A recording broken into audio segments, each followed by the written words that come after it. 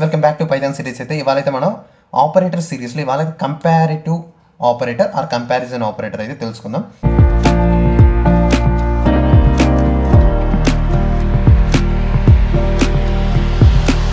ఈ కంపారిజన్ ఆపరేటర్లో మీకు ఒక అర్థం తెలిసిపోయి ఉంటుంది.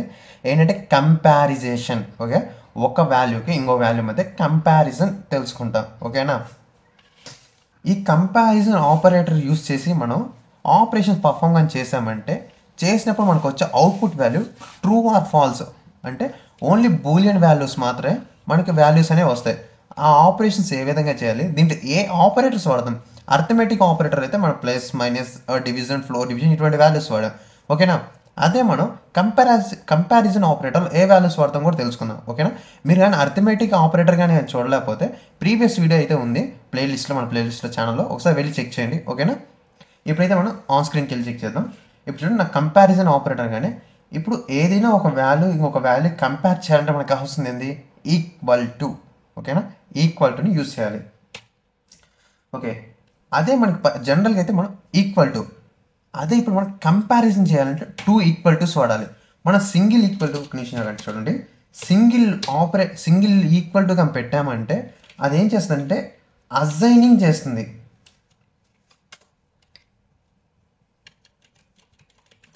Assigning value. ఓకేనా? ఒక వాల్యూ ఏదైతే ఇప్పుడు ఫర్ ఎగ్జాంపుల్ చూడండి, ఎగ్జాంపుల్ అని పెట్టిస్తున్నాం చూడండి, ఇక్కడ వార్ ఈక్వల్ టు 20 అన్న అంటే ఇక్కడ నాకు 20 అనే వాల్యూ అనేది ఈ వార్ లోపలికి వెళ్ళాలని చెప్పాను. ఓకేనా? అంతేగాని ఇక్కడ ఇది ఈక్వల్ టు అని నేను చెప్పమని లేదే.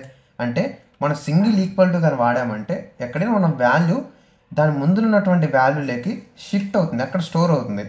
అదే మనం కంపారిజన్ చేయాలంటే మనకు ఖచ్చితంగా కావాల్సింది డబల్ ఈక్వల్ టు. ఓకేనా? అర్థమైంది అనుకుంటున్నా. డబల్ ఈక్వల్ టు ఉంటే మనం కంపారిజన్ చేయగలుగుతాం. సింగిల్ ఈక్వల్ టు కానీ ఉంటే మన వాల్యూని దాంట్లో అసైన్ చేయగలుగుతాం. ఇది ప్రోగ్రామింగ్ లాంగ్వేజ్లో. నెక్స్ట్ ఒక దానికి ఈక్వల్ టు అయితే మనం చెక్ చేసాం. అది ఇది దీనికి నాట్ ఈక్వల్ టు అని చెప్పాలనుకుంటే నాట్ సింబల్ పెట్టి, ఓకేనా, ఈక్వల్ టు పెట్టామంటే సరిపోతుంది. మీరు దాంట్లో డబల్ ఈక్వల్ టు పెట్టారు, బట్ ఇక్కడ సింగిల్ ఈక్వల్ టు పెడితే సరిపోతుంది. నాట్ అన్నాం కాబట్టి ఎక్స్టర్నల్ మార్క్ ఇస్తే సరిపోద్ది. నెక్స్ట్ వచ్చేసి నెక్స్ట్ ఈక్వల్ టు చూసాం, నాట్ ఈక్వల్ టు చూసాం. నెక్స్ట్ లెస్ దాన్, ఒక వాల్యూ కానీ ఇంకోటి less than greater than. Next greater than, ఇంకా ఆబ్వియస్లీ మీకు తెలిసి ఉంటుంది less than or equal to or greater than or equal to. ఇవి ఆపరేషన్స్ అయితే మనం పర్ఫామ్ చేయబోతున్నాం. ఈ ఆపరేషన్స్ అయితే ఇప్పుడు మనం పర్ఫామ్ చేయబోతున్నాం. ఓకే, ఒకసారి చెక్ చేద్దామా?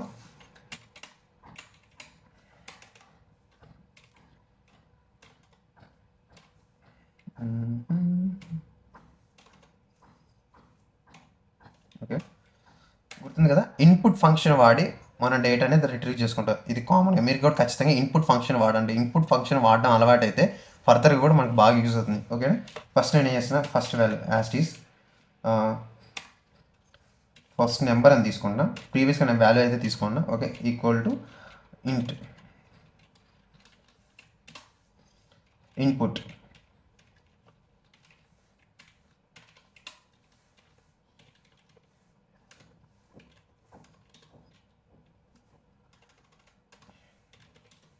enter first value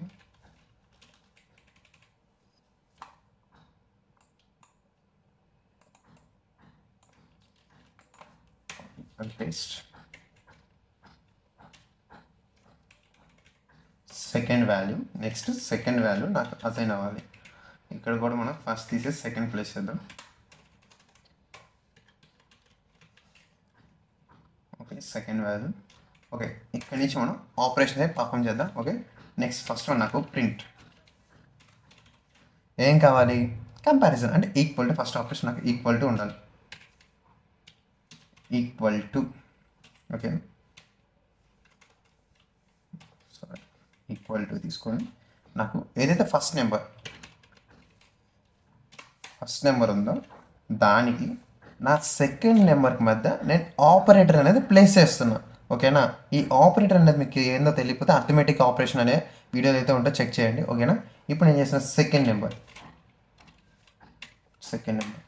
ఒక్క నిమిషం దీన్ని కాపీ చేద్దాం.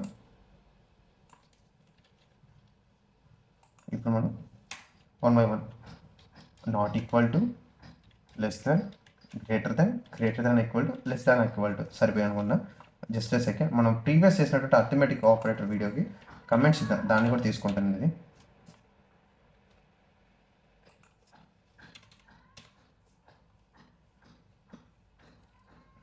ఓకే ఓకే ఈక్వల్ టు అన్నాం కదా, not equal to, less than చూద్దాం.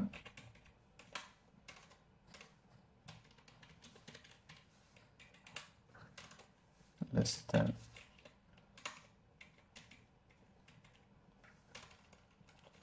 నెక్స్ట్ గ్రేటర్ దాన్, సారీ ఏమనుకోండి, సారీ కీబోర్డ్ కొంచెం ఇష్యూ ఉంది, మార్చాలి. Next less than or equal to, దీన్ని ఎలా ఇస్తాం సింబల్ చూద్దాం.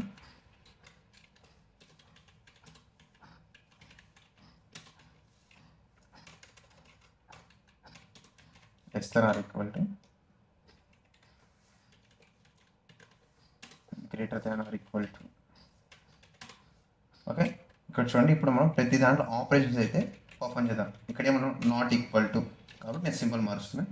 నెక్స్ట్ ఇక్కడేమన్నా లెస్ దాన్ తీసుకుంటాను అంటే less than operator. Next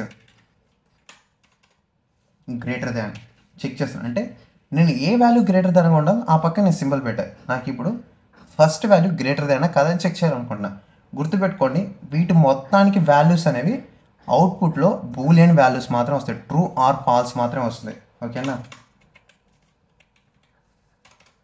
next less than or equal to greater than or equal to.